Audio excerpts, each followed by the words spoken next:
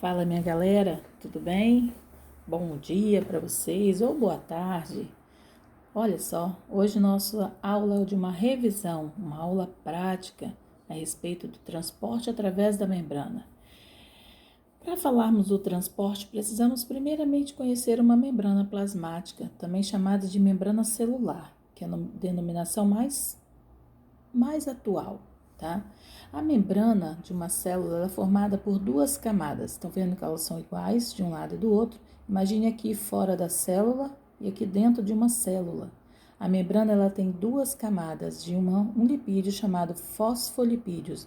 Então nós temos aqui, ó, bicamada de fosfolipídios. Aqui o lado externo da célula, nós temos uma região onde nós temos moléculas de lipídio, desses fosfolipídios, que tem tanto na parte voltada para o lado externo quanto para o lado interno, uma região que é chamada de hidrofílica. Ela tem uma afinidade muito grande com a água. Em relação à afinidade da água, a parte mais interna da membrana, que são as caudas dos fosfolipídios, ele já tem uma aversão muito grande à água, sendo chamada de hidrofóbica. Essas moléculas, elas são classificadas nesses dois grupos, levando o nome de moléculas anfipáticas. Os fosfolipídios são moléculas anfipáticas.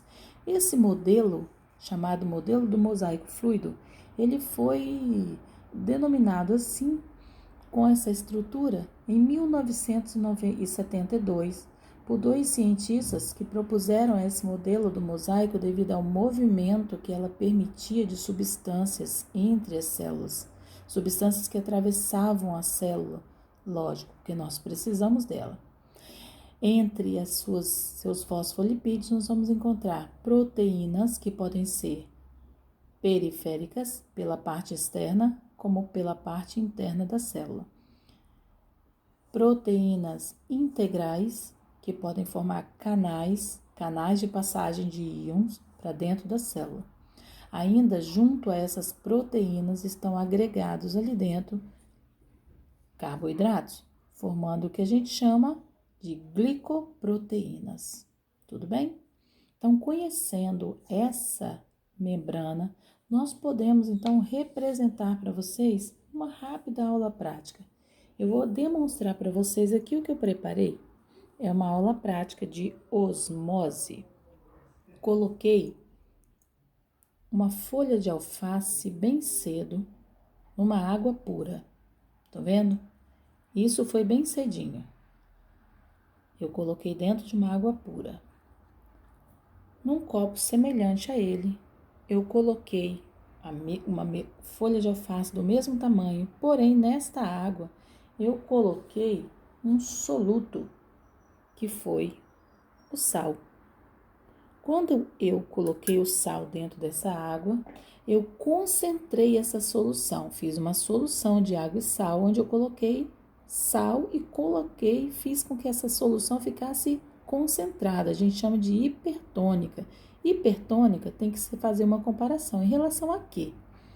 Passado algumas horas, no mesmo momento que eu coloquei esta com água pura, eu coloquei também esta na água de sal. Repare a diferença das duas folhas de alface. Estão vendo? Esta folha de alface aqui está murchinha, já está murchinha. É isso aqui que explica por que uma salada de alface só pode ser temperada na hora que você vai comer. Porque a célula, todas as células desta folha, elas se encontravam no meio mais concentrado do que ela. Então, a água sai, que é o solvente, de um meio interno da célula para o meio externo, que é a solução. Esta está mais concentrada do que essa. Então, nós temos aqui um meio super concentrado em relação à folha de alface, a célula da folha de alface. A água, que é o solvente, sai de um meio menos concentrado para o mais concentrado. Estão reparando? No mesmo momento que eu fiz esse, eu coloquei para vocês numa batata. Eu peguei uma batata, cortei ao meio, tirei o meio, peguei mesmo soluto, porque é fácil você ter em casa, você pode fazer para conferir, coloquei no meio da batata. Estão vendo? Passado algumas horas depois, no mesmo instante, praticamente, tá? Algumas horas depois, vocês têm aqui o outro meio da batata, que eu fiz questão de colocar para vocês verem. Olha o que tinha no lugar do sal. A água.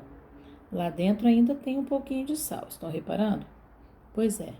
Eu concentrei o meio da batata com o meu soluto, que é o sal, e a água da célula da batata sai de um meio menos concentrada, essa água, para o mais concentrado, que é o meio da batata. Se você quiser fazer uma batata sequinha para fritar, você deixa as suas batatas cortadas dentro de molho, alguns minutos, dentro de uma água com sal. Ela vai ficar sequinha porque a água da batata vai sair, o que torna ela murchinha às vezes. É a desidratação. Aqui eu tenho a desidratação acontecendo muito facilmente para vocês verem, tá bom? A perda de água. Essa osmose acontece constantemente. Agora, uma outra parte é a chamada difusão. Esse outro transporte passivo, sem gasto de energia, acontece por difusão. Agora, repare uma coisa: solvente é água, osmose passa solvente de um meio menos para o mais. Nós temos o contrário numa difusão. A difusão ela pode ser simples ou facilitada, porém o que vai passar entre as membranas é o soluto, que passa quando ele está mais concentrado, de um lado mais concentrado para o menos concentrado. Um exemplo muito fácil e rápido de você perceber